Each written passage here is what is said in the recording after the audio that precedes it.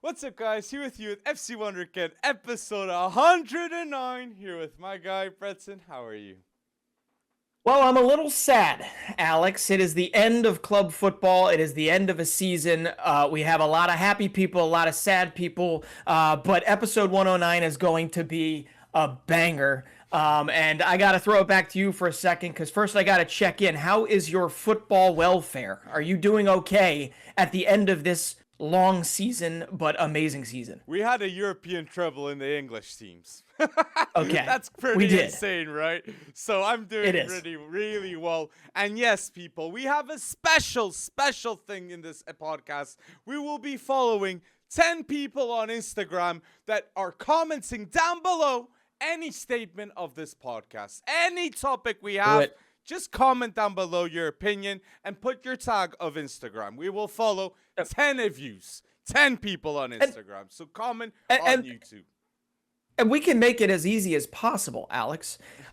This game was not a game. This Champions League final, which we will talk about, is not a game that was dominated by the expected stars, right? It was not Erling Haaland's match. So if you want to comment and put get a follow from us at some point, please do let us know who was your MVP of that match, because I think there could have been any number of players, and it was, I wouldn't call it a match for the ages, but it was a final ending. You think it was? I think it was. That's I think okay. this. All I right. think this match will be remembered as a definitely historic match because of the people that are related to it.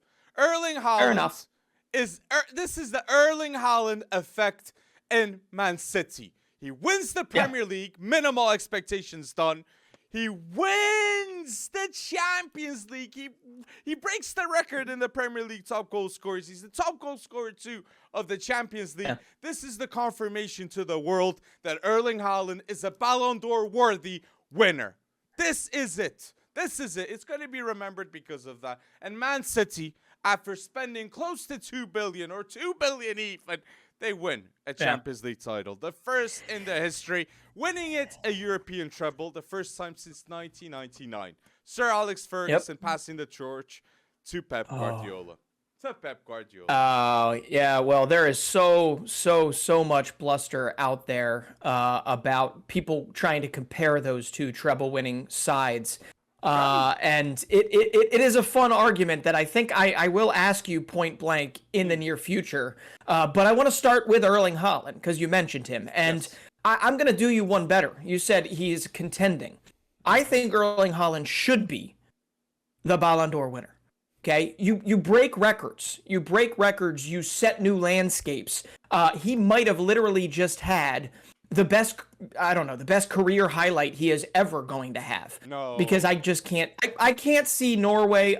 Okay, there's a lot to pick apart here. But listen, he won everything coming in his first season. He set Premier League records in goal scoring. Yeah. He even ended the year. He did all this before ending the year on a 5-game goalless streak. Okay? He actually has a small little barren strip of land within his file that says no goals over the last 5 games. And, he still played a part, obviously, creating a lot of the space for his teammates to have the effect. But when it comes down to it, what Erling Haaland did in his first season in England, I don't know how you beat it, one. And two, if you are beating it in the future, you're beating yourself.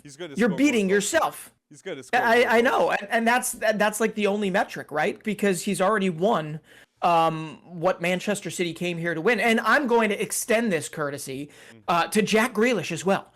Anyone saying Jack Grealish is a flop from here on out can turn around and leave. Because Jack Grealish is not a flop. Why? They spent $100 million? Sure. He grew into his game. He played a massive part for them this season. And the price tag, it don't matter anymore. Jack Grealish is a Champions League winner. Jack Grealish is a treble winner, and Jack Grealish, deserves the probably 2-week long party he's going to have in the very near future. All of them. All of them. Yeah. Even Guardiola should be in the party having his wine as a master. Yeah.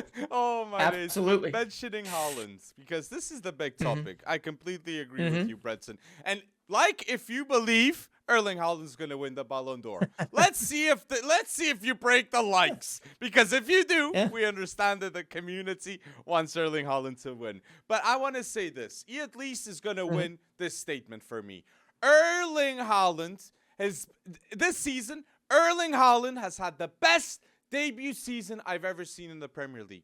He won the best player of the season in the Prem. He breaks the record in the Premier League, scores 52 goals in the meantime, 9 assists. He even assists this man, and the European treble is done. Erling Haaland is greatness in action, and I agree with you. Erling Haaland will improve because he's got Pep Guardiola with him. Erling Haaland was world-class at Dortmund, but now he's sharpened himself up. He's mentally stronger. He's ready for these battles more. And Erling Haaland knows that Real Madrid is developing and improving while we talk. That is the big enemy if Mbappe goes to Real, because they cannot have Haaland and Mbappe at the same time. Two big contracts, in my opinion. And Vinicius Jr. They're too involved in all this. So Haaland, he's got to develop this team. And we got so much to talk, but greatness happened. Greatness did happen. Say another thing too, Rodri, no doubt, is the best CDM in the world right now. There's no number you can pay right now for Man City to let the best CDM in the world leave. Definitely with Pep Guardiola. He understands him, and that match-winning goal and man of the match game. He was he was the best. Next to Stones too. Stones unbelievable with that new position, but Rodri, world class. Yeah. The double pivot that I never knew that I wanted or needed, which was Rodri and John Stones. But listen, Rodri, that, believe it or not, that space that opened up that allowed Rodri to just curl it around Calhanoglu and I forget who the other defender was. That was created by Erling Haaland, right? And you mentioned Haaland has been getting smarter, right? Haaland has been, stepping up his game, and it doesn't just involve those goal involvements, right? It doesn't just involve 60-plus goal involvements. He's smarter with his movement. He, even in the semifinal, was not the semifinal second leg. He was not Mr., take the game by the scruff of the neck. He was a role player, essentially. He was almost like a decoy in some respects, and it worked out. And Rodri, to be able to hit that ball and do what he does, I agree. He's an elite DM. Is he the best in the world? Based on consistency, based on versatility, based on how much Pep Guardiola puts on his shoulders and how easily it seems he takes it, I think I am in full agreement with you that Rodri is the best DM on the planet. But I kind of love, I actually do. I love that it was Rodri that was the decider in this game. Okay. Do you think Erling Haaland is the best striker in the world right now? Yeah, he has to be. I mean, based on just sheer volume, absolutely. I don't know.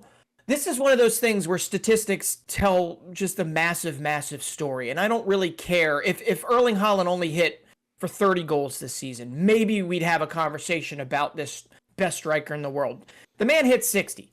Okay, 60 goal involvements. He had 52 and 52 so far since joining City. He's got 9 assists to boot. Okay, he just is so dominant in this particular setup right now that he's the best striker in the world. He is easily. And anyone that thinks otherwise, I don't know what you're watching at this moment in time. The best striker in the world, Erling Haaland, Ballon d'Or winner. 52 goals scored, top goal scorer in the Champions League. Record breaker in the Premier League, wins the European treble for Man City in his first season. History has been made. Unbelievable that we're stating this, but we gotta give it. I want to give a special shout to Guardiola. Guardiola made the Man City culture be a winning culture. Winning culture. Pep Guardiola has won 5 Premier Leagues. He's won a Champions League already and 35 trophies in his career. 13 years as a manager and he's got 35 careers. He's going to be the greatest manager of all time when he retires. Yeah. If he keeps it up, definitely. If he keeps it up. And for those, yeah, and you can preface it with best all time of the modern era. If you don't want to get into the whole debate about Sir Alex versus Pep Guardiola, but Pep Guardiola, I think you might have just said this, is now the only manager in history to hit for a treble, to win a treble with two separate clubs, right? Only manager in history. That, in and of itself, tells you a whole bunch. And you can argue all you want about the blueprint of the clubs that he got. You know, Barcelona was not some struggling team when he came in. Bayern Munich was not some struggling team when he came in, and nor was Manchester City. But in the end, he, as you mentioned, he built this. He built the blueprint. He brought in the signings. I don't care if he spent $1 billion plus. He's actually gotten something out of it versus the other clubs that right now are trying to keep up in the football transfer arms race that have gotten next to nothing out of it. So Pep Guardiola, when it comes to return for amount spent, and this modern day football manager that's kind of expected to be a master of all traits, including, you know, motivationally and mental healthy and all that stuff that you're expected to pick up. Yeah, Pep Guardiola is definitely up there. It's amazing to me, and he's got the purest understanding of the culture that he built at Manchester City is what Rod Rees said at the end of the game when he was interviewed. It was, this is for the guys who set the stage before us. This is for Fernandinho. This is for Sergio Aguero. This is for the guys that could not last year, but could not get this over the hump because it was not our time, and this was their time, and this was one of the most dominant seasons of football I have seen from a club, regardless of money spent. Well, what you said, it's unbelievable. Aguero, 1 year after his retirement, he sees Argentina win the World Cup with Lionel Messi being the star of the tournament, and he sees Man City win the Champions League with Erling Haaland. Erling Haaland being the star, the striker. Ay, Aguero. Definitely a legend, though, and I love to see him involved in all the party. But last point with Guardiola, it's Guardiola has won 3 La Ligas. He's won 3 Bundesligas. He's won 3 Champions Leagues, 5 Premier Leagues. Like, some people would just be happy with, like, two of these titles. Guardiola is a master of this game, and he won't stop now. He won't stop now. That's the scary part. Real Madrid knows that they have to sign players because Pep Guardiola is with all these options at Man City. And only Pep Guardiola would do what he did with John Stones. John Stones John Stones is the luckiest player to have the manager like Pep Guardiola to put him in midfield. Like, Southgate must be thinking now, I gotta play him in midfield. I gotta play him in midfield. And the English players with Guardiola making history with Man City. You got an English core with Grealish, Foden, Rico Lewis, the youngest Englishman to win the Champions League, 18 years old, 201 days. You got Cole Palmer even there. You got Kyle Walker, Stones. So you got a core and you got a future. Man City history's been made, and yes, they bought their way there, but they bought the right way with Pep Guardiola.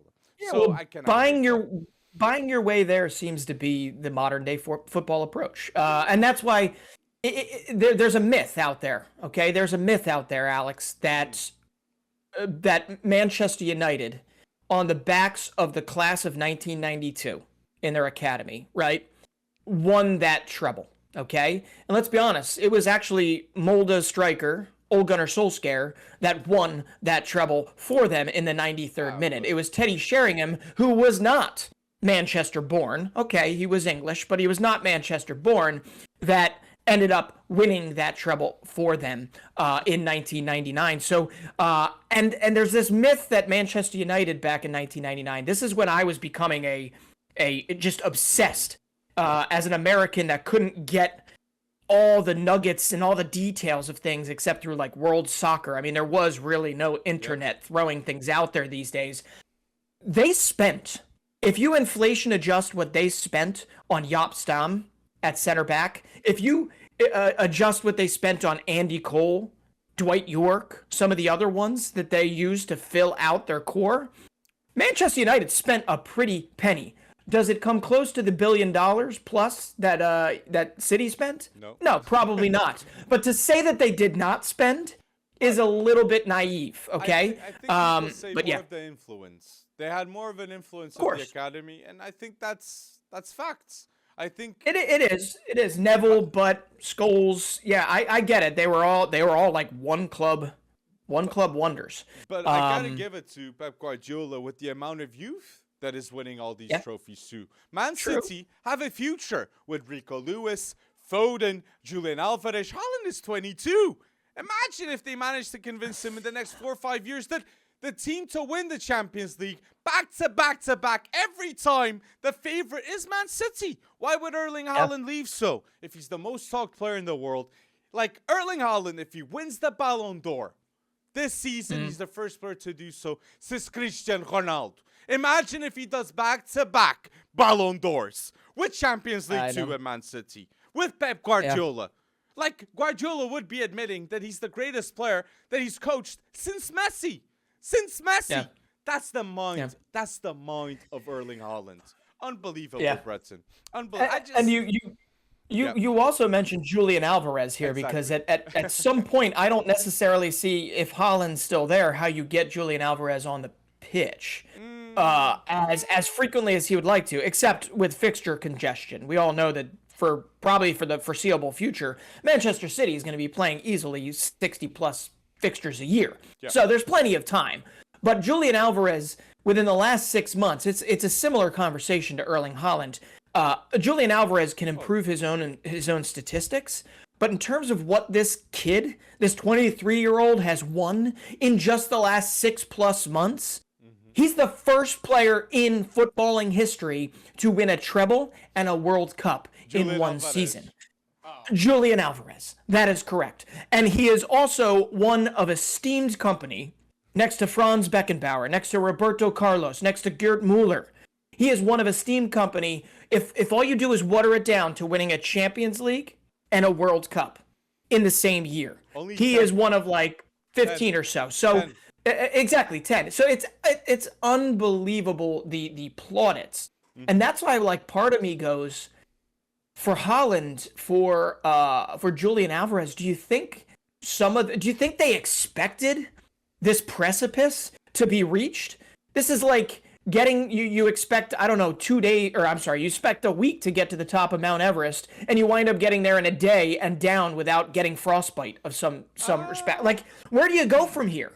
Where do you go from here for Erling Haaland? I think Guardiola expected this because Guardiola made the decision last summer of letting go Gabriel Jesus for 50 million, Zinchenko, and Cancelo in January. He knows clearly what he needed to win the Champions League. And that's what he needed, Alvarez and Haaland in his team. And Alvarez offers that versatility that he can play striker, he can play behind the striker, he can play even on the wing if it's needed. But Alvarez, off the bench, adds so much value that, yes, he's one of the best substitutes that any team in the world can have. That is fucked. I completely agree with you. And it's the first season. The first season. It was not even 18 months ago, if that, that we were watching Enzo Fernandez and Julian Alvarez in Marcelo Gallardo's River Plate side, and we were basically both of us saying, I don't know if we expected them to go this high this quick, but my goodness, you and I saw something special. But for them to come in, and that's the thing, it's like you mentioned Pep Guardiola definitely having the plan in place. But do we actually think that Pep Guardiola thought that within one season he was going to get them all to click? Okay, and hindsight is 2020. He might have convinced himself that he did, but I think that that's BS because there is no way that he didn't at least, I don't know, budget in 1 year where it was going to be kind of a transition period. For Alvarez, because no. But for Haaland, yes. Because Haaland, yes, it's 60 or 50 million that is publicized, but guarantee people at home, it's more than 100 million to bring Haaland to City. That was a big transfer with agent fees, contract fees, everything fees. Everything fees. So I think he had expectations, though, to win a Champions League this season. And when Ruben Dias comes back and all this, we still, like, I'm mentioning Alvarez too, Mentioning Alvarez too, Julian Alvarez won a Copa America, has won an FA Cup, a Premier League, a World Cup, a Champions League, a Libertadores, and he's only 23. This is completed football. This is different continents, man. That is mad what Alvarez is doing. Absolutely mad. So people, leave a comment and a like if you want to see more Ballon d'Or talk and Man City talk in the future, people. Woo! Well, I wanted to mention that. Oh my gosh. Yeah, and also we have to give a little love, right? You and I think we're in unanimous agreement that this was never going to be a steamrolling, right? It was never going to be a steamroll of Manchester City. They're so good. That's not how football is generally, right? This is one of the best Manchester City's squads, if not the best Manchester City squad ever assembled. I think so. And Inter Milan harried them. They played to their strengths. They had their chances. And yes, you can, scream until the cows come home about Romelu Lukaku bungling it for them, whatever, okay? In the end, Ederson really had to do nothing for about 70 minutes. And then in the last 20 minutes, he became what he needed to become in order to preserve the win, okay? Manchester City just had the whole cast reassemble and have to reassemble because, Alex, they had, and I just hit my mic, they had their excuse to lose to Inter Milan. They had it wrapped up. It was what? Kevin De Bruyne ripping his hamstring, having to leave the game. No. There it was. And what did they wind up doing? They wound up giving Inter Milan maybe a little more space, a little more whatever. Federico Di Marco was everywhere on the pitch. Nicola Barella had a great game, I thought. Andre Onana is now considered probably one of the best goalkeepers on the planet. I just think that this particular time, they said, De Bruyne's gone again. We're going to assemble. We're going to come back together. We're going to get this done, and that's exactly what they did. So, I agree with what you just said, and I think you definitely said a lot of names. And we people put down below your 11s of best 11 of the Champions League. Okay, we want to see a lot of players, not just Man City players. We want to see Inter mentions. We want to see Real Madrid, maybe? I want to see bold mentions too. Best 11 mentions in the comment section down below. And underrated, I just want to say, he's not in my best 11, but underrated is Acerbi. Acerbi locked in Erling Haaland in that final. He played extremely well. And he's a Simone Inzaghi type player. Simone Inzaghi too, that he's won 7 finals in his last 9. Underrated manager in finals. And he's going to stay at Inter too. So it's going to be interesting what they're going to do with all the players that went bold in this final. That I have some in my team. Because in the Champions League, they wouldn't have gone to a final with a lot of the players that were present. No? There's also a good chance that Inter Milan wouldn't have found their way to the final if they had a different bracket, right? A different side of the bracket. But they were one of the best defenses in the whole entire tournament. I don't know. I mean, it was a good game of football. But if you're going to ask them to list their best 11, are you going to list yours? Because I got to hear it. Okay. Do you have one too, Breton? I do. I have one for you. So goalkeeper, I think my goalkeeper is Andrea Onana. Yeah. He had a terrific season for Inter. He had 8 clean sheets in the competition.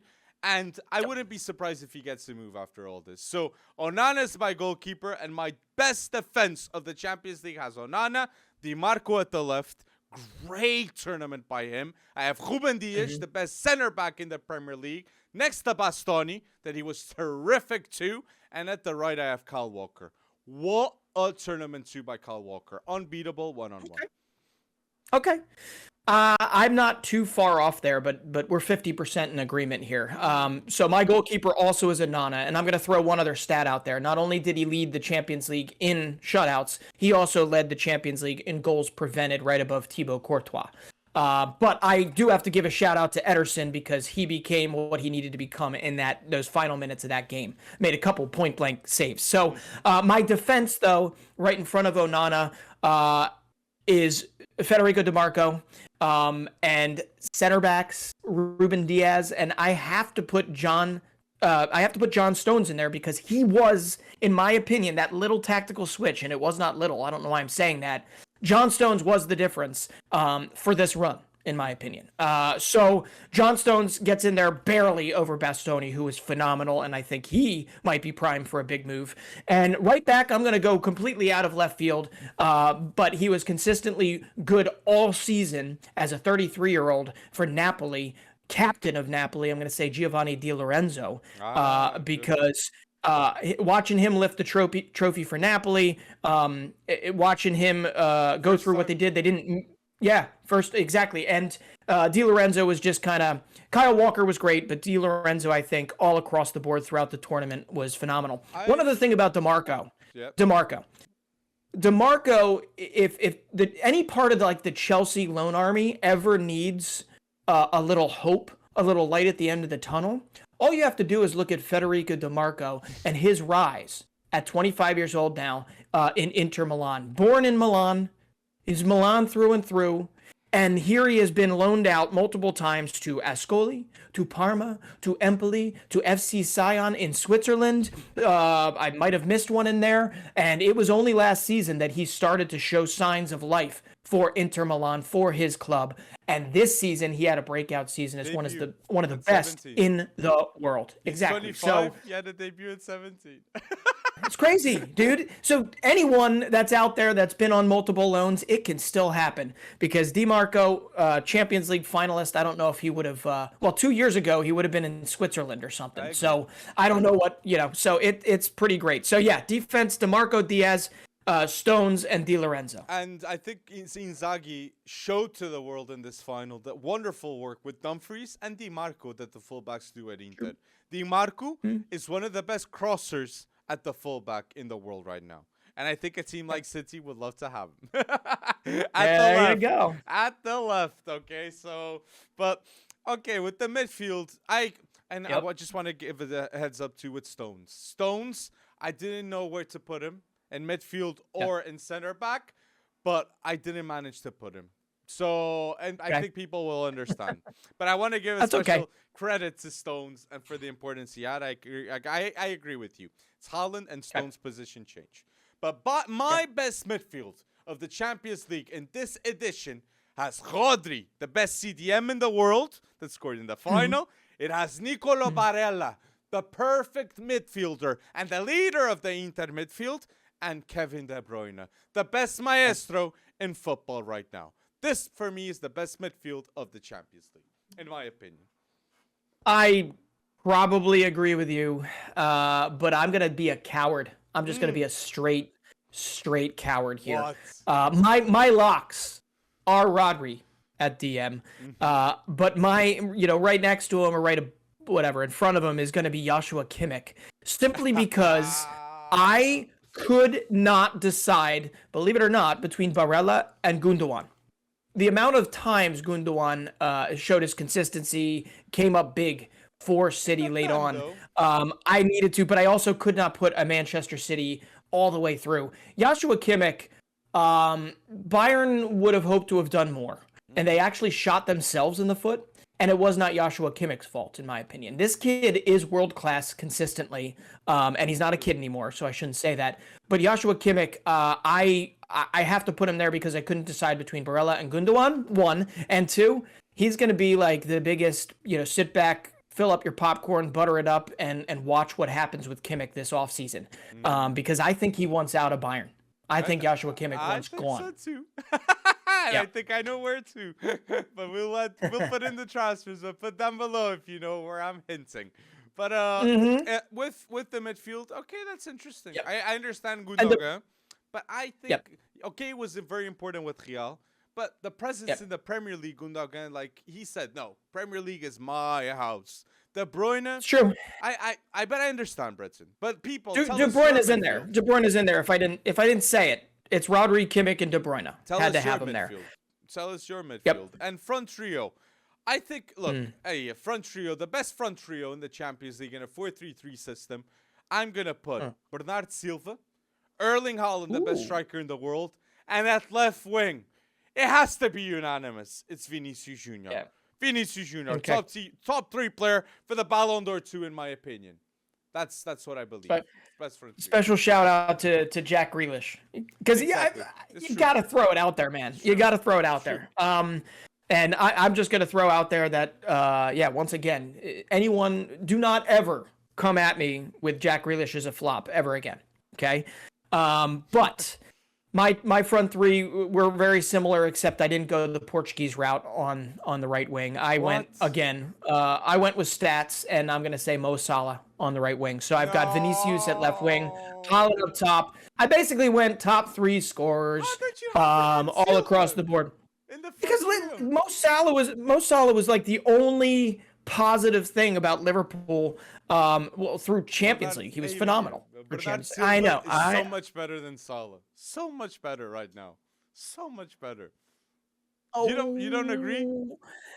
Oh, I don't know. I mean, you're telling me that if somebody could swap Mo Salah for Bernardo Silva in the Manchester City side, you're telling me that it wouldn't happen? I think Pep Guardiola wouldn't do that. I could be wrong, but I think he wouldn't do that. I want to know what other people think, because I probably would. I probably would. I want to have this on tape because I'm hearing a bit of rumors here and there. Okay, and some people close to Bernardo Silva are reportedly stating that Bernardo Silva wouldn't mind going to Benfica maybe in 1 or 2 years' time.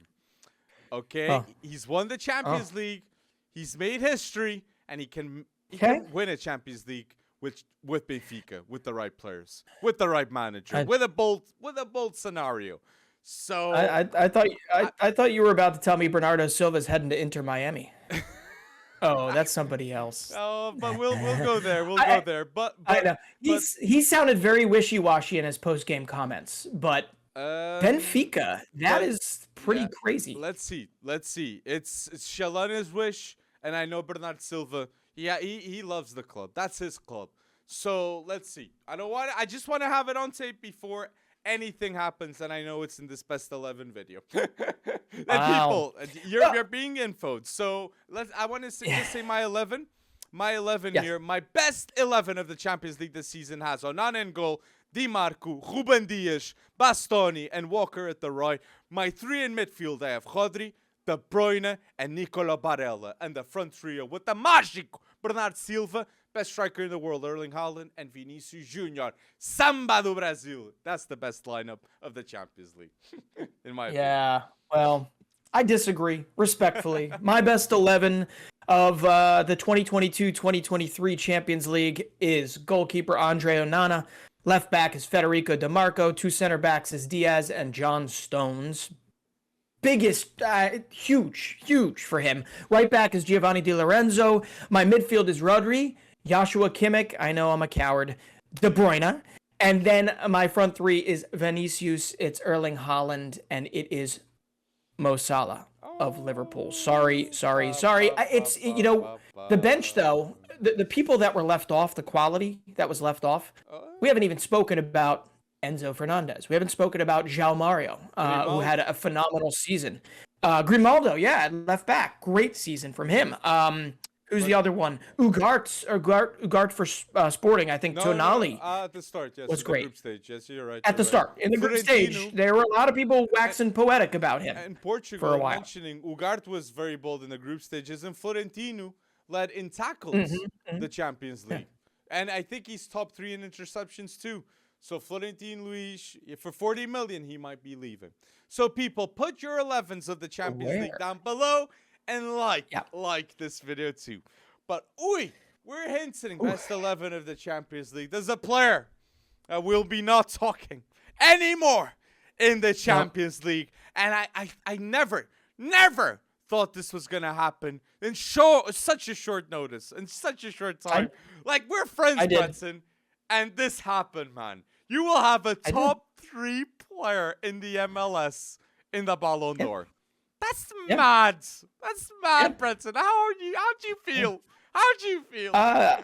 I wouldn't say vindicated. I do agree with you that getting Leo Messi to Inter Miami this quickly is shocking. I thought, and I think it's a massive moment for Major League Soccer, because this is one of those things where everyone came together. Everyone. This is where it's good that MLS operates as something called a single entity structure, because everybody, all 29 clubs, are going to be subsidizing essentially the salary, the $50 million that's been reported, guaranteed salary of Leo Messi. Not only that, corporate sponsors and league sponsors, Adidas, they're going to be giving him a cut of jersey sales. Apple is going to be giving him a cut of new subscriptions to the MLS season pass. The Inter Miami might be giving him equity ownership, but he's going to get a Beckham-like deal where he might have his pick of the litter when it comes to a franchise in the future in a closed circuit league that allows market values of clubs to be astronomical, because why? There's no relegation. So the fact that they tidied this up and they appealed to his desire to build the game while also being maybe mildly out of the limelight, at the timing that they did with the 2026 World Cup coming up, it is going to go down as possibly the biggest shift in MLS history, in maybe American football history, 100%. next to No when Beckham maybe. came in 2007. No more maybe. No more maybe. Yeah, 100%. I should say it. Messi I should. Yeah. going to the MLS is the most important transfer ever in MLS history. And the second Huge. is Beckham. Why? Because it led to this one. Yep. The second That's is right. Beckham, just because. But Beckham, phenomenal entrepreneur. He gets in 5 years 255 million. He acquires Inter Miami for only 25 million, and now they're potentially valued over $1 billion with Lionel Messi now joining in. Absolutely. They have more followers than Miami Heat on Instagram already. Messi is going to change the culture of sports in the United States of America. It should. Football has landed. Football has landed in America. No more Kylie Jenner. No more LeBron James. It's Lionel Messi. Cristiano Ronaldo, maybe with all this, they never know. But it's Lionel Messi, the protagonist now of soccer or football transition now in the States. And here's the reality of the team that he joins, right?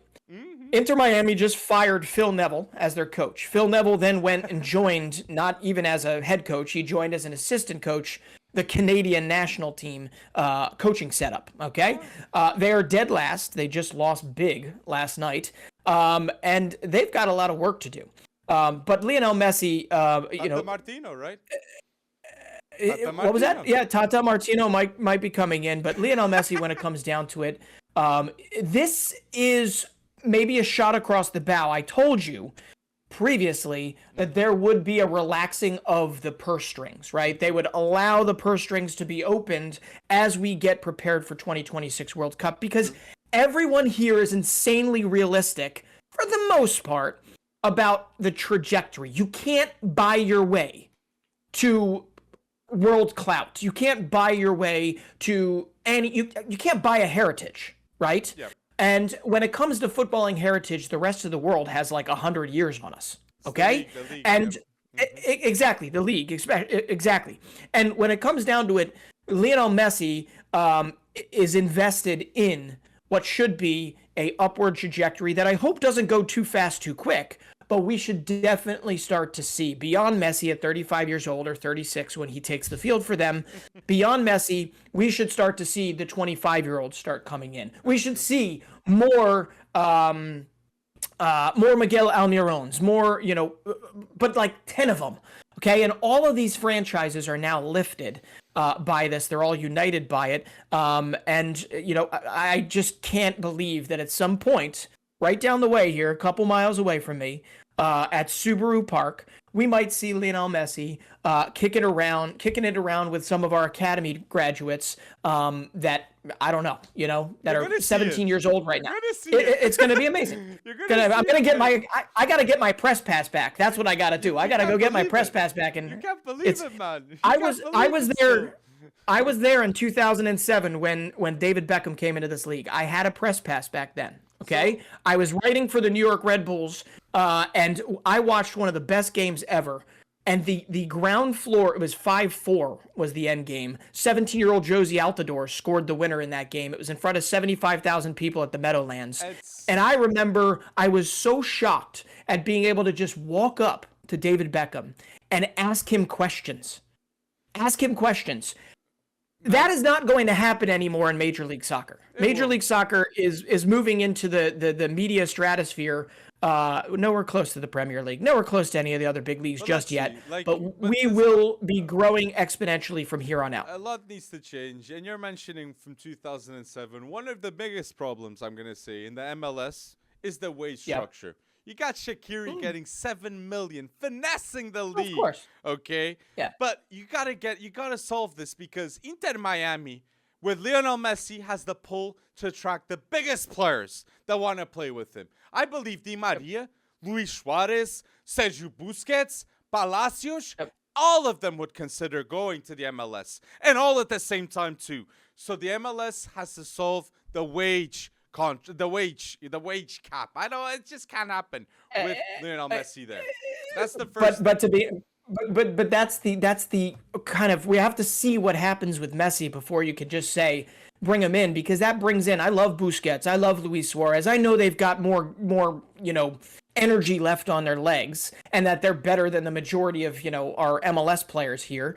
But when it comes down to it, I don't want 37-year-olds in this league unless they're Lionel Messi. Right?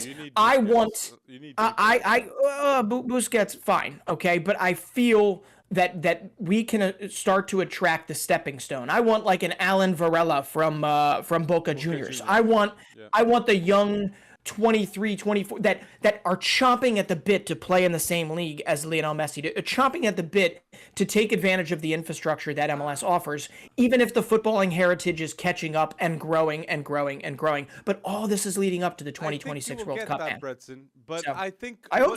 the curveball that I think you're not thinking about, it's imagine if there was internet at the time the New York Cosmos existed.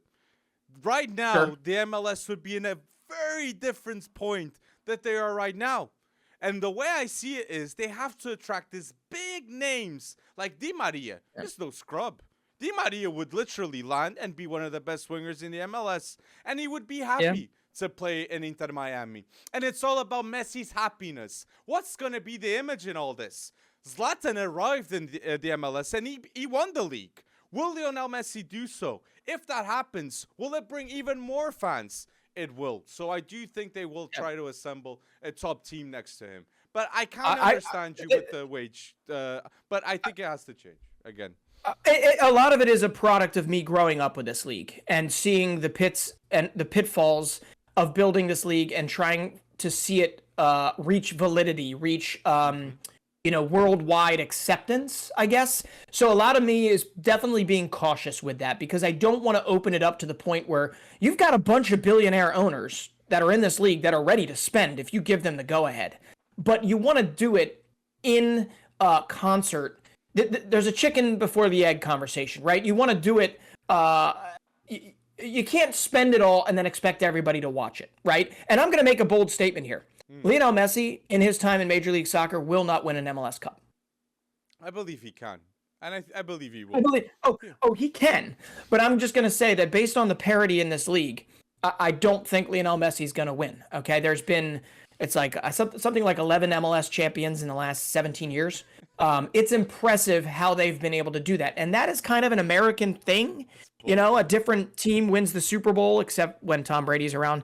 A different team wins the World Series pretty much every year. A different team, they all spend a lot, but the salary cap is a tough pill to swallow for a bunch of owners that have just as much push and pull financially as the rest of the world's owners. And there's a reason why there's so many American owners buying and snapping up clubs in the Premier League, in Ligue 1, in Serie A now. They're all over the place, and they're going to continue, kind of like Saudi Arabia and Qatar and, some other places. They're going to continue to do that. Why? Because they're great investments. They're great investments, the way football. So, I don't know, man. We're going to be talking about this a lot, but just the thought of Lionel Messi, walking down South Beach. He's had a property since 2021. I think he bought like a $9 million house down there. They love Miami. It is the Latino capital, essentially, of the United States. South America, Central America, everything comes to this crossroads in Miami, in Florida.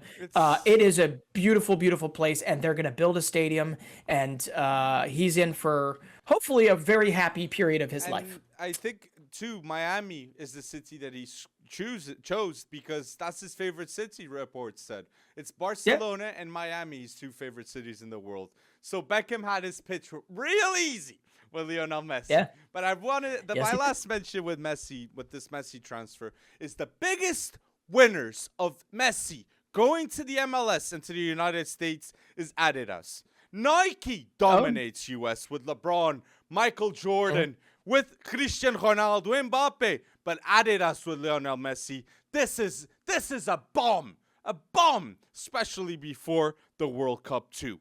Adidas went bold, and they're even paying a bit of his salary. It's the Apple subs, and it's the jersey sales with the 50 million paying Inter Miami. I think that will be more than 100 million. I think the site crashed after 10 minutes.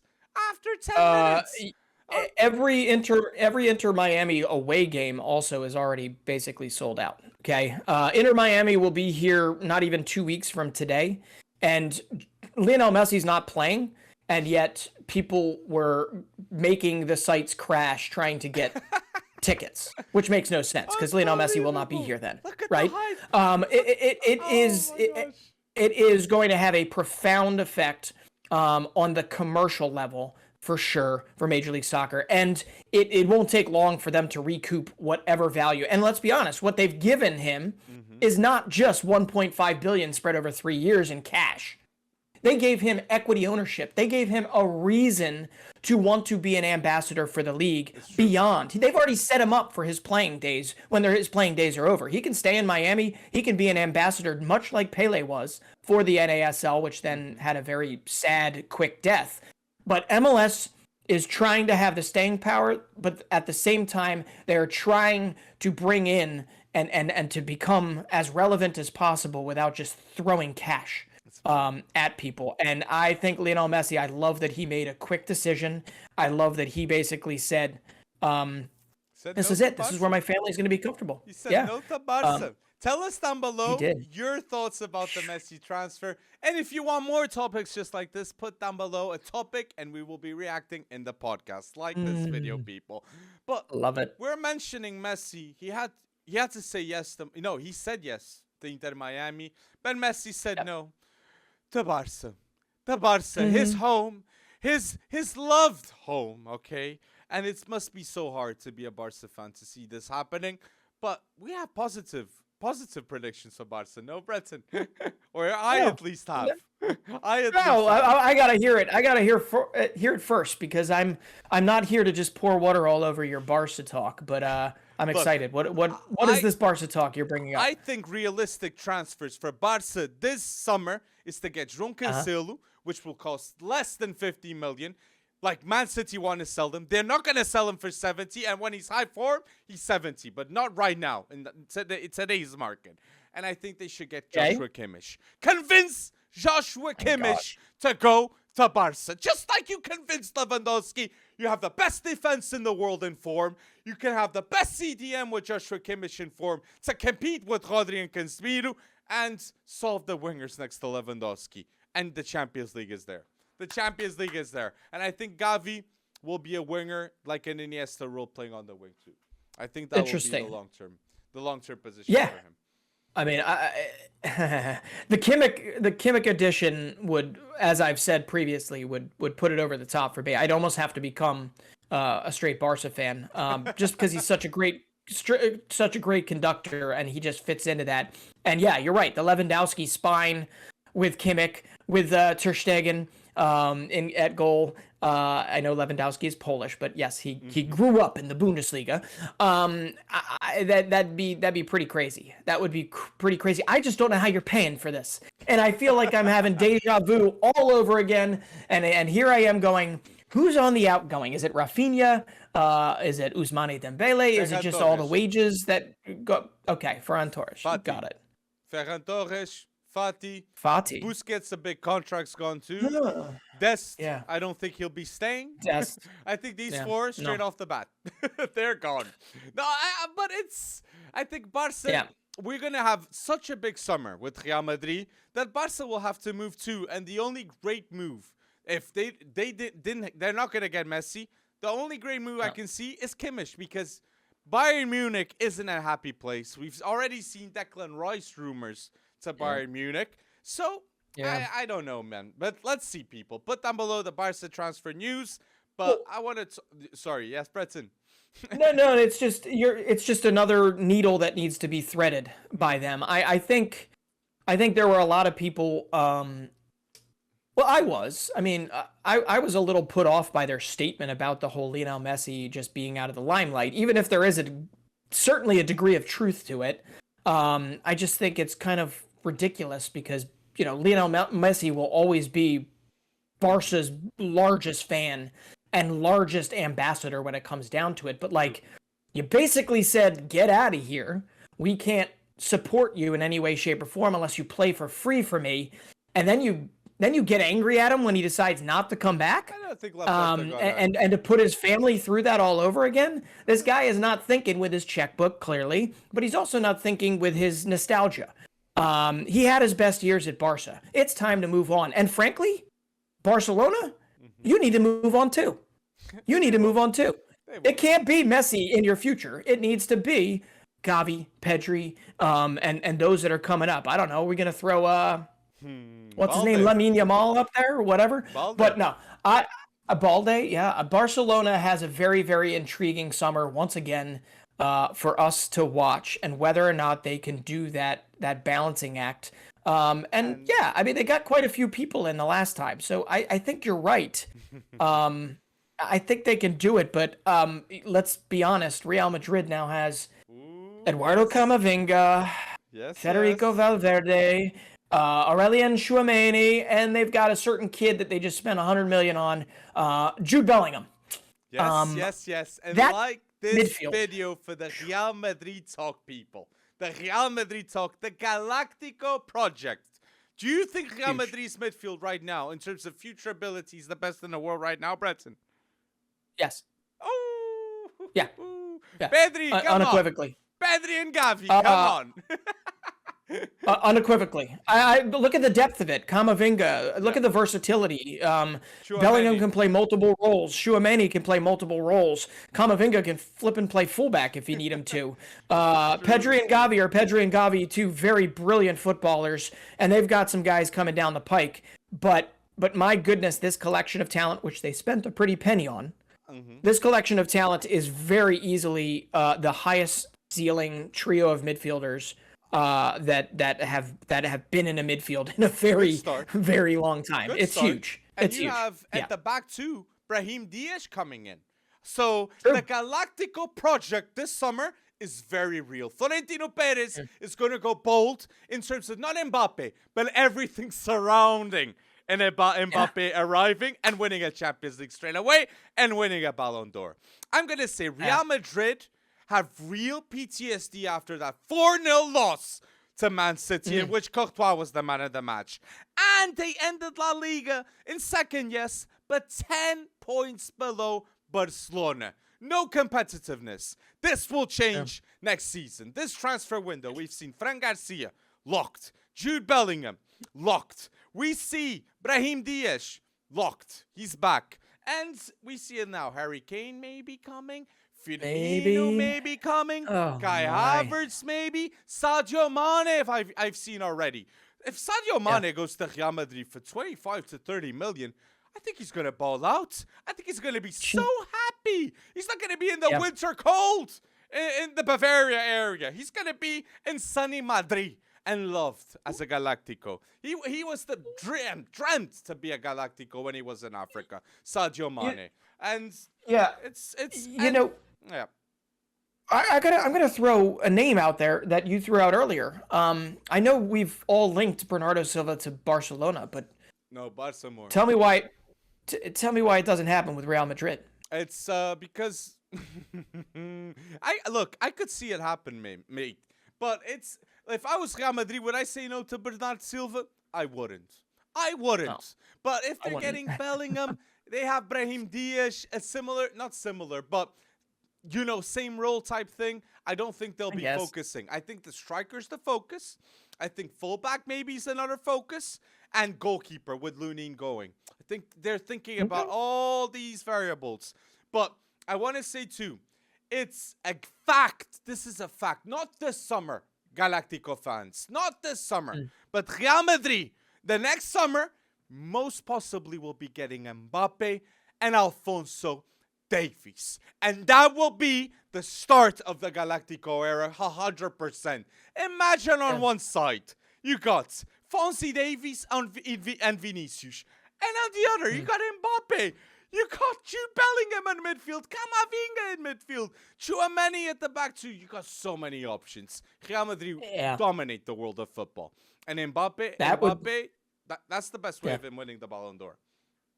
I hear you there. And Camavinga at that point will still be like, what, 21? Bellingham will be only like 22.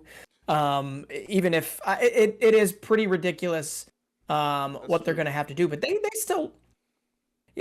I'm still not convinced Real Madrid, the striker, once again, Real Madrid was obviously not Liverpool last season, right? The necessity to have Jude Bellingham in midfield was so much starker for like a Liverpool until they got essentially priced out of Jude Bellingham. Their bigger amount and where they should be spending the 100 million should have probably been at striker. I don't know if they knew that Benzema was going to leave as swiftly as he left. So when it comes down to it, it's still this gaping hole. It really is. And I think early on, before they spend the money, well, they're going to have to spend the money on Harry Kane, but they just spent 100, potentially 130 on Jude Bellingham. So it's there's still glaring holes in that Real Madrid side. They could spend another 100 on one player. I believe that Real Madrid, until the end of this market, this transfer window, they'll spend 150 to 200 million maybe still. So they're really, because of the wage gap too. The only fours right now with Real Madrid is Rodrigo and Vinicius. Mariano out, Hazard out, Benzema out, Asensio out too. So many players left, and I would love to see in Firmino and Harry Kane. And imagine if you get Sadio Mane too going to Real Madrid. Like 3 years back, you'd say this to a Premier League fan. They'd say you're mad. The best players in the Premier League going to Alta Real Madrid on a cheap, considering how good they were too. Like Kane's gonna cost what, 100? Sadio Mane 30? Probably. Firmino free? Like that's mad. Yeah, that's mad. I could also see them going the younger route. I still think they should spend on Harry Kane, but. Sort of. I mean, Luka Jovic was the biggest thing. Yeah. And sure, but like Nico Jackson is one that I really like. I know you're not as high on him as I am, but Nico Jackson internally, like within La Liga, it would make sense to elevate one of the young strikers in La Liga and give them a platform and then marry him with like a Roberto Firmino. Okay? Something like that. They do. Rodriguez, man. I do too. They just haven't really used them much. There's a 4-year or 3-year difference between the two. I'm with you. I would love to see them give more Fabrica talents, a chance. Alvaro being the biggest one of them. Oh wait, who's the other one? Who's the midfielder we like? Nico Paz. Nico Paz is great. Yes, the Argentinian, great player too. Yes, frozen out. Never gonna see the light of day at Real Madrid. gotta go somewhere else. It's Arribas. I love Sergio Arribas too. Arribas, yes. That's something that needs to happen. I don't know where is he gonna go, but another quality player, La Fabrica, completely great mention too. But why do I mention Breton? They sold it already because Hendrik cost like 70 million. And like 70 million is like if they're getting Kane for 100, that's 30 million difference. I'm gonna say Kane is the best option because he'd give time to Hendrik to develop as a striker too. to play next to Vini, to play next to Mbappe, play next to Rodrigo. Even Rodrigo striker, he can finish too. He is very smart in his movements. Something can happen. They can all play together. Fair enough. So, Galactico fans, be happy about this. Modric, he finally might be leaving too, like Benzema. I know. To the Saudi league. I know. What, Al Hilal? Al Hilal at 70 million or something they're coming in with? Like, what the heck? I think it's 70 million guarantee with variables leading to 100 million maybe. 2 seasons. 200 million from Modric too. Oh my days.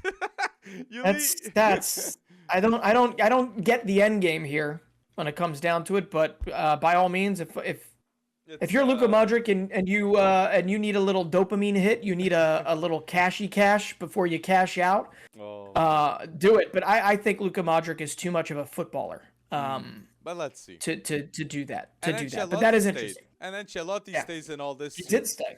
So tell us down below your transfers for Real Madrid and your Galactico project. What needs to happen? Like maybe Florentino Perez checks out this video. No, I'm joking, people. But like this video and go bold. Because if you like, maybe that will happen. No. Maybe. But we'll see. Mentioning transfers. Do you have anything you want to really mention, Breton, before we get to the topic? Well, the last topic. We all know my love for Alexis McAllister, and him moving to Liverpool. Liverpool, I think, are doing what they needed to do last season, and they didn't do last season. But Alexis McAllister in for a little over 40 million makes a whole lot of sense. Why? Aside from being like a Gennaro Gattuso type of defensive mid, Alexis McAllister can do pretty much every other role.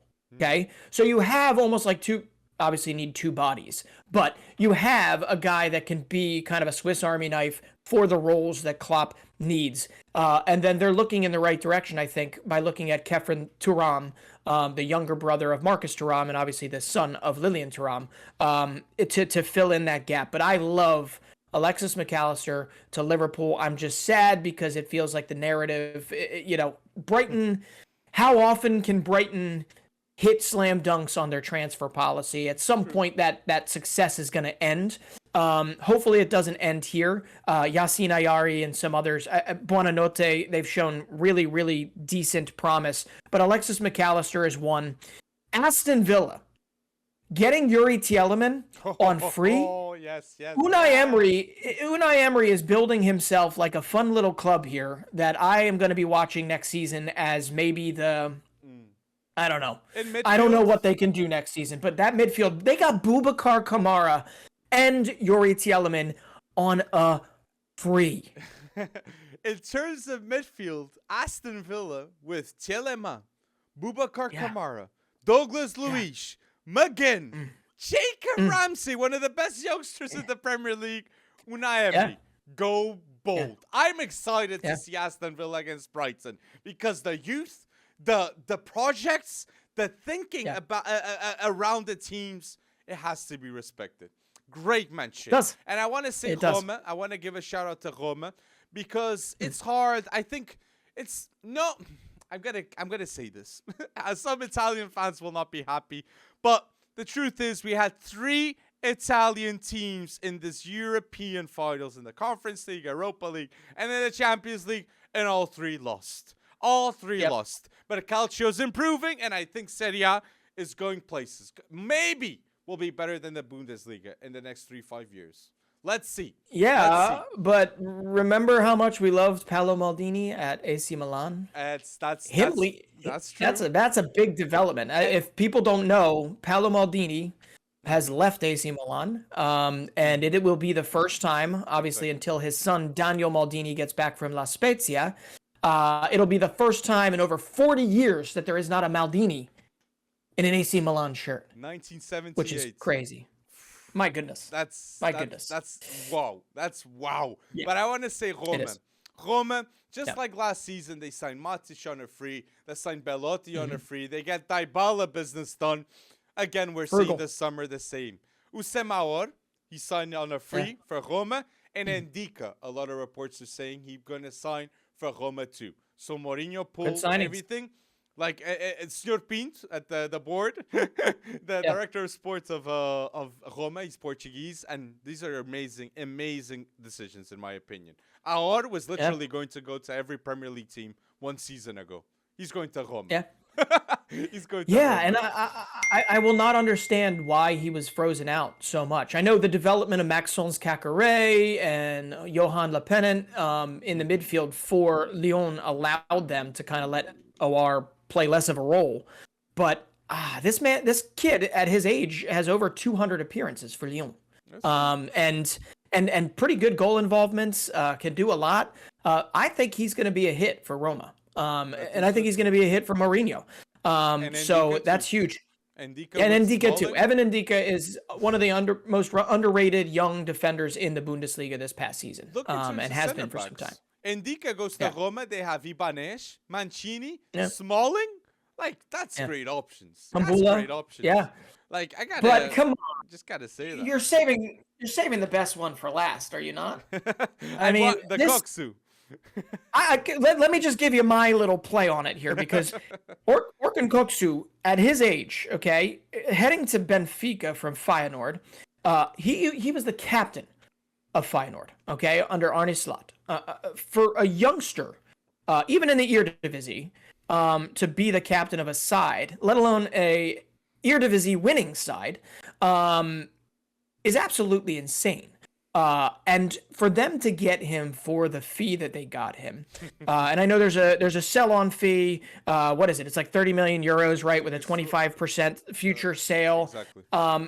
It is the most expensive sale in Feyenoord history, but this is every bit at 22. Yeah, it is. It is. Luis Sinisterra was the last one. I believe it was 25 million. Now, if inflation adjusted might say, something different, but Orkun Koksu to go to Benfica, even though it's Benfica, I believe that's a coup. That's a coup of a fee. It's a coup of a player, it shows you that the success that Benfica had, their playing style, it is pleasing to the eye, and it is a place that people, including young playmakers that could obviously go somewhere else too, they want to go play for Benfica, and that is huge. Do you guys want to sign Serginho Dest? No, and that won't happen. That won't happen because that ain't a smart business. And it's Vinder signed for Benfica. Vinder did sign. 1 million. He I did. think that's the biggest signing ever in USL history. So I want to say with Koksu. Yeah. Koksu arrives to Benfica for 25 million plus 5 in variables and 25% of the future sale. That is a bargain. Huge. Why? I think he comes to the Primeira Liga and he's the best midfielder straight off the bat next to Otavio. I think that's the case. And what I'm going to say, Orkun Koksu, outside of the top 5 leagues this season, definitely one of the best players. One of the best players of the importance as captain, and because he doesn't do one thing wrong in midfield. Passing, shooting, assisting. He's a leader too. This is the real deal. Benfica went really bold with Orkun Koksu, and whoever gets Santiago Jimenez too. Whoever gets Weaver, like whoever gets Santiago Jimenez, they're lucky. These are great players. I hope Bayern Munich gets Santiago Jimenez. They need a striker. They need a cheaper striker than like 100 million. Go for Santiago Jimenez. That would be what I'd go. Hey, buddy, CONCACAF, we're gonna see. We're gonna see what Santi Jimenez can do against the U.S. team this coming week, U.S. Mexico in Las Vegas. So CONCACAF Nations League semifinal, and we're gonna see if Santiago Jimenez is gonna be the boogeyman for American soccer from here on out, or if he's just another good striker in the Eredivisie. But no, I'm in agreement with you all across the board, and the fact that Roger Schmidt knows Orkun Koksu, true. It's just crazy because you want to know the blueprint for this. The blueprint for this is Frederick Orsnes and how big of a glow up he's had there in terms of stature, in terms of expectation, in terms of everything coming in. If he even has 75% of the glow up that Orsnes had in the Primera Liga, then Orkun Koksu is going to be sold for 75-80 million in the future. I agree. 100%, mate. Orsnes is one of the most underrated players this season in football, in any team. He played at fullback. He played at winger. He played in midfield. I love Everywhere. this player, Arsons. Yeah. But people, Yeah. woo, we coming here with a bold topic.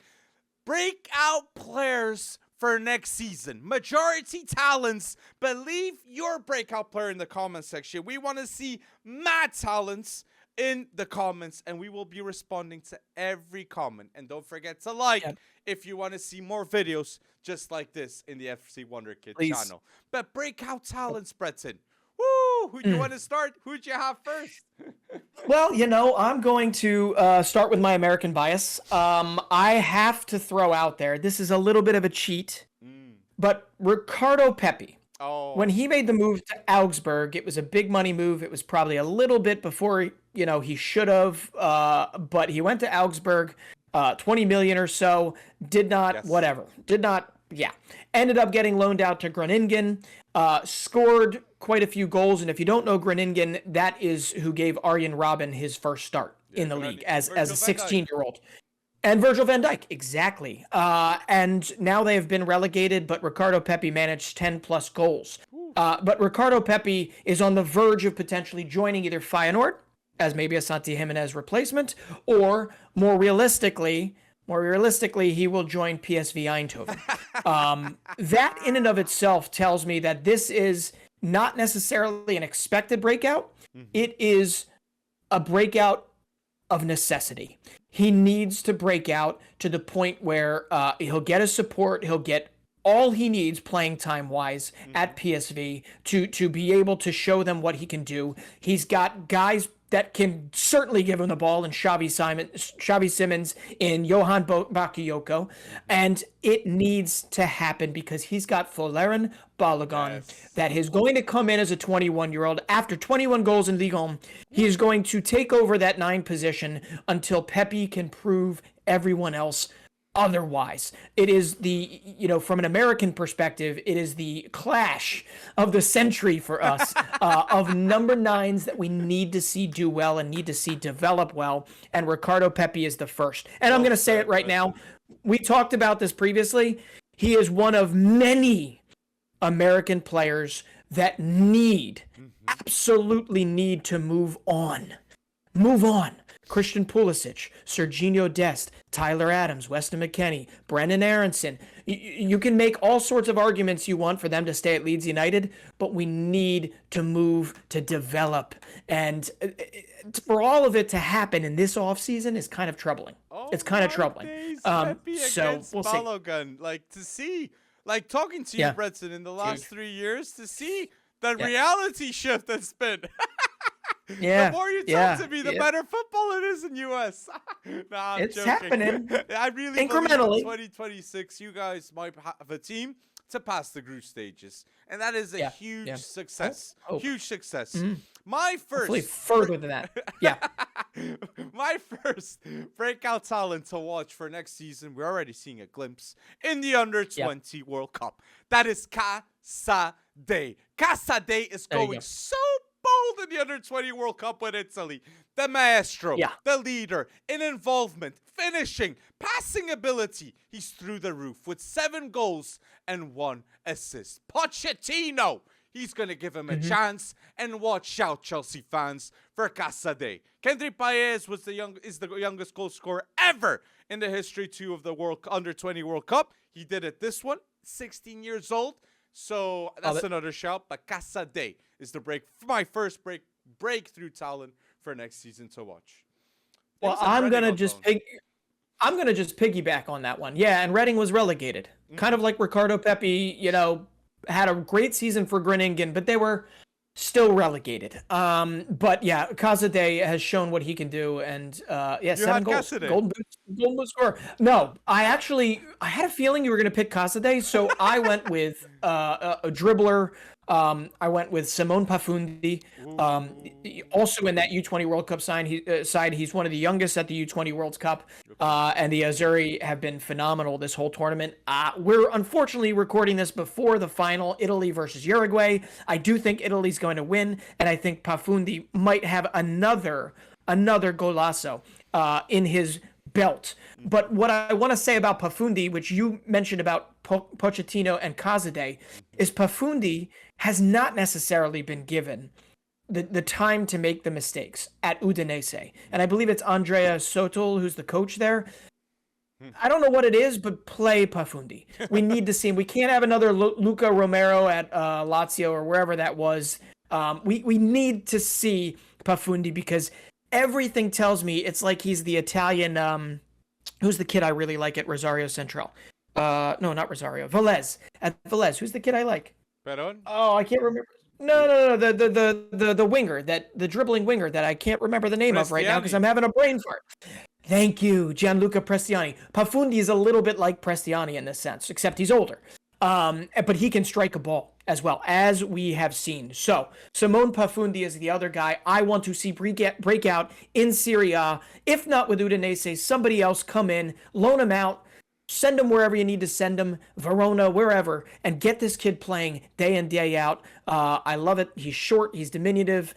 He can do a lot. So Simone Pafundi is at my breakout next season. And you mentioned Prestriani and all this too. Prestriani, one of the best young dribblers too. Another breakout talent that will be getting a move to Europe real soon. So great names until now. I hope you put your name in the comment section down below. We want to know your underrated players that haven't broke onto the scene, and next season, most likely they will. A player that in the Portuguese league, yes, he broke out a bit, but on the worldwide scheme of things, no. He's not known, okay? Ivan Jaime, for 6 million people, is one of the biggest bargains the Football Cup can get this summer. He has 11 goals and 5 assists, and he's the most important player for Malicão.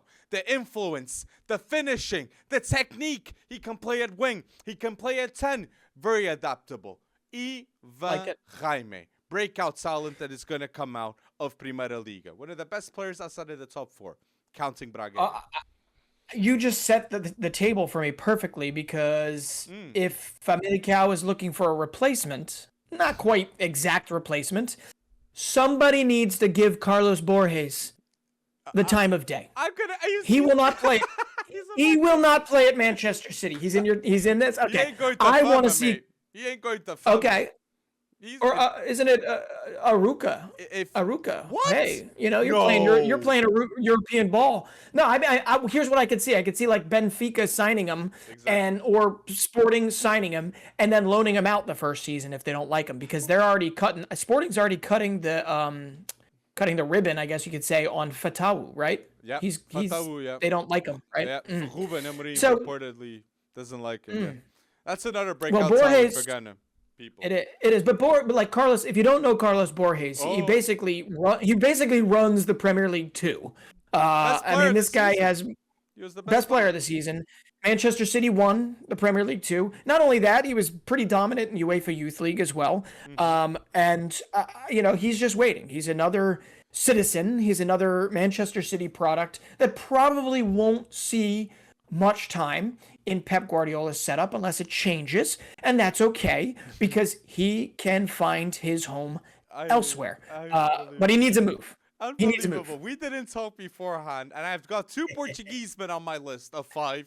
Yes, a bit biased, and Carlos Borges is one of them. Carlos Borges, the best player in the Premier League too. Last season, he had 29 goals and 17 assists last season. Yeah. Man City ain't going to play him. He would play in any of the top 3 in Portugal. So, Benfica e Sporting. Get him. Or Braga in the Champions League. Just go bold and get Carlos Borges, a youngster. But he's already expressed that he's a Benfica fan. Wanted to say it. He's already expressed it. So he was one of my players. But I'm gonna say so. My other player, breakout talent to watch for next season. Already this season it was important, but it's João Neves.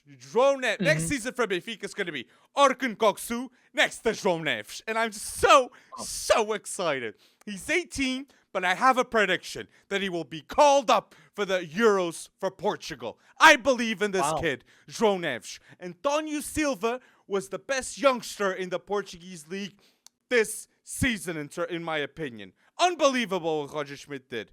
Next season, I think it's going to be João Neves. So, Benfica this season, Florentino Luís, António Silva, Gonçalo Ramos, João Neves. What a season it was. But the biggest breakout talent next season will solidify himself that it's going to be João Neves. What a player. All right. You're going to hear a lot about and here's my brain's daily reminder that it's Roberto Martinez that is at the helm of the Portuguese national team. I forget that. Portugal plays Bosnia coming up, right? Yeah. That's the big one? Yep. Okay. But no, I've loved what I've seen him, and he's one. I know you and I have talked about him previously, but his ascent, right? His ascent into the Benfica 11, and so the respect essentially given to his name, very, very impressive. So I look very forward to seeing that kind of get better and better and bigger and bigger. Live soon, trust me. You saw Enzo Champions play League, live. Man. You did watch Enzo play live, so I did. So João Neves. That was pleasing. That was pleasing. Yeah, I got to see Gonçalo Ramos. I got to see Antonio Silva. I got to see them all. I'm gonna bring up one that is maybe a little bit far-fetched, but everybody that we know, unless it has changed, that has often talked or scouted Jobe Bellingham. Okay, you might recognize that last name. Everyone that we know has often said that the ceiling is higher with Jobe than it was with Jude. Oh, now, my days, no. Those people... we don't want to say I think... We don't want to... I think it has changed. I think it has changed some, but I still think Jobe Bellingham has what it takes. He needs the canvas to be able to paint, I guess you could say. Birmingham City is not giving it to him even after a season of trials and tribulations. So Jobe Bellingham, I think, is on the verge of signing for roughly 3 million euros with Sunderland. Oh. And Sunderland, after getting promoted from League One, they actually made it to the promotion playoffs and fell short, but they did it with average age of 23 or so. Amad Diallo, you had Dan Neil in the midfield, you had Trey Hume, you had Edouard Michou from PSG, you had Jack Clark, who didn't, when he made the move to Spurs, never really got a shot and got loaned out and has found a home now. So Sunderland seemed to be doing it right with a collection of youth. This is a much different caliber, but I would love to see Jobe Bellingham get his chance at Sunderland.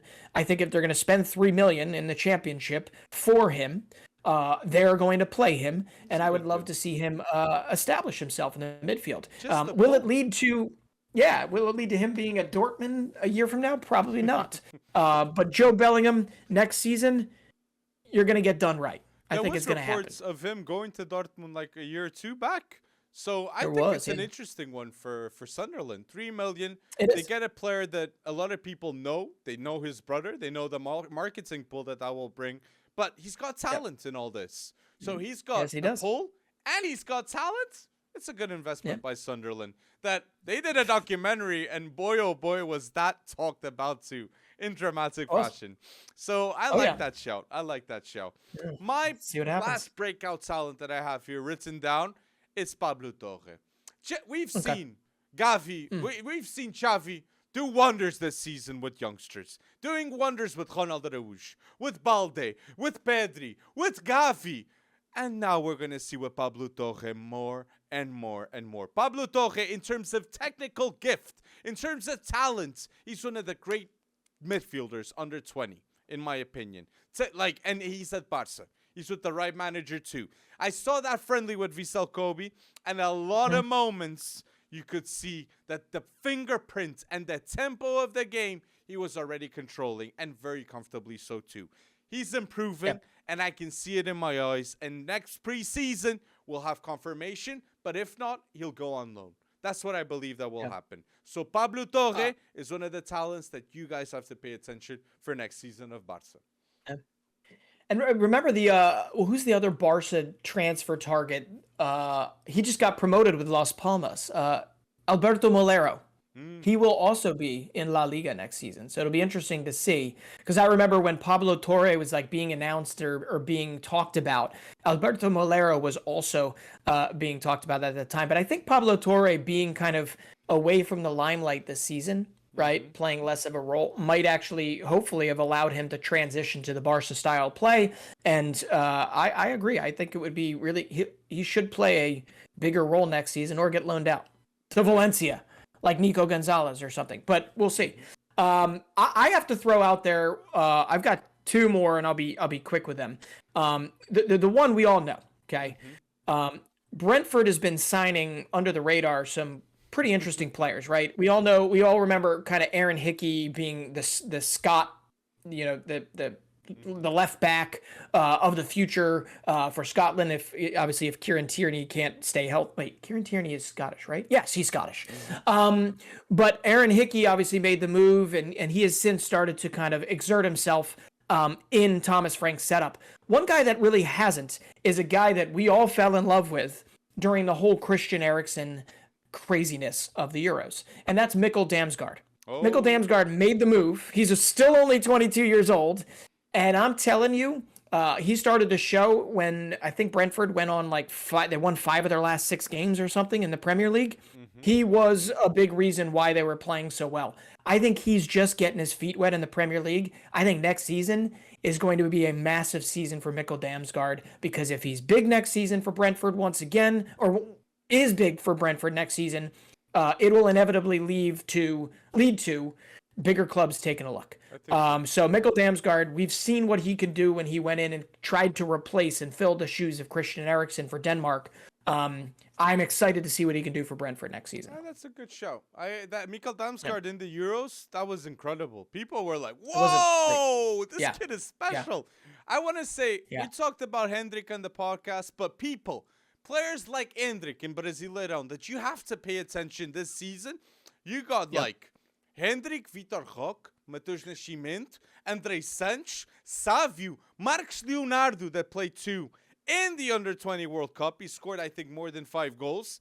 Crucial. So there's a lot of talent in Brasileirão, and all breakthrough talents that they could be going to Europe real soon. So these are all names that I recommend you guys to remember. And even Alan Varela that we mentioned at the start with Boca Juniors. Yeah. Great player. Yeah. So, Savio is an interesting shout there, because Savio was with PSV and it didn't wind up well on loan.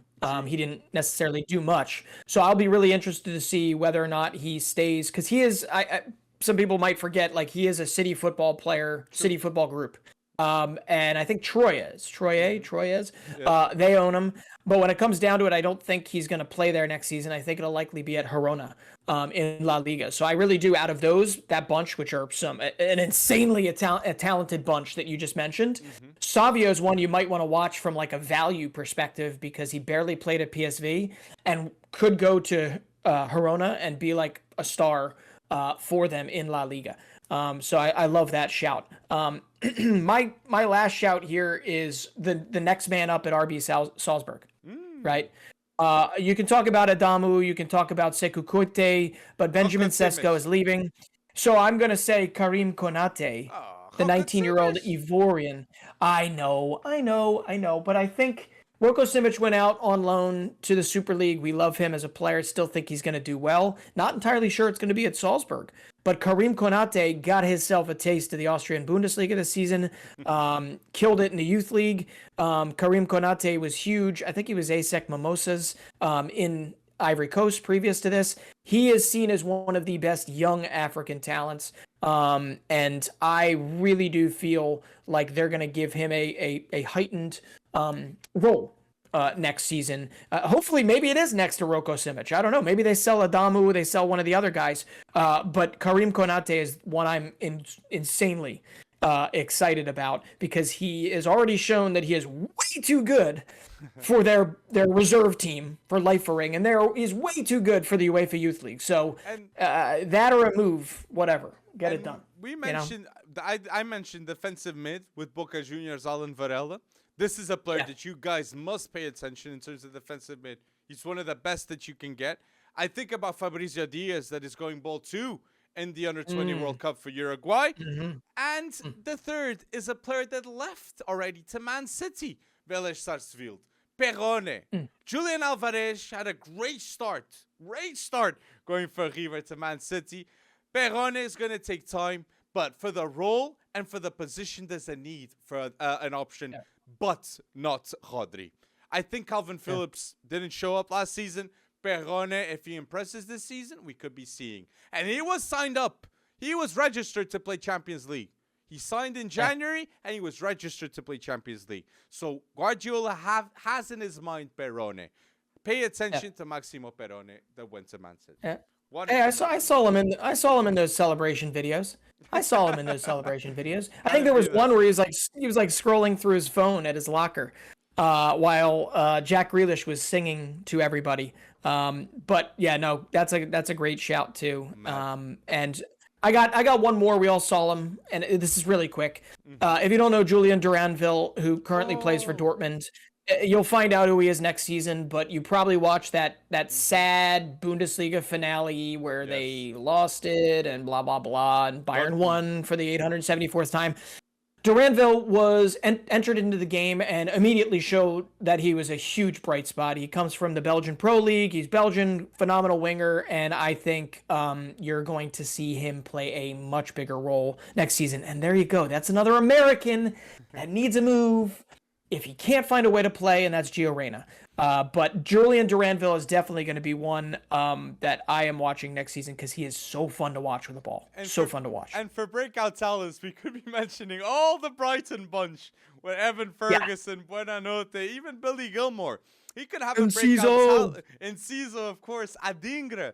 But Billy Gilmore could have a huge role, especially if Moises Caicedo leaves too. And Billy Gilmore, in given games, he's come in and impressed for me. So people, tell us your breakout talents for next season in the Prem, in the Bundesliga, in La Liga, any league. Comment down below. And if you're listening to episode 109 until now, thank you so much for going bold. Please do not forget to like episode 109. And again, thank you, community, for going bold and listening to another podcast.